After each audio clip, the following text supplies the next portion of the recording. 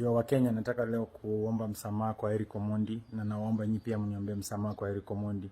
Mmesikia kwa muda mrefu ERICK OMONDI anaongea mambo mengi sana juu yangu mabaya, anasema mimi ni msherati, na ni ukweli mimi ni msherati. Nilikuwa wakati fulani Kisumu nikapatana na anti ya ERICK OMONDI, na mimi ni binadamu uteleza.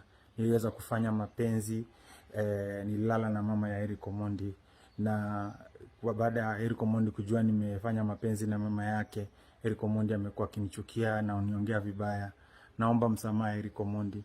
Nilifanya makosa kwa have sex na mama yako. Pole, nisamehe. Mungu nishamuomba msamaha. Nimeomba Wakenya msamaha. Wakenya tafadhali nisaidie kwa kulala na mama ya ERICK OMONDI.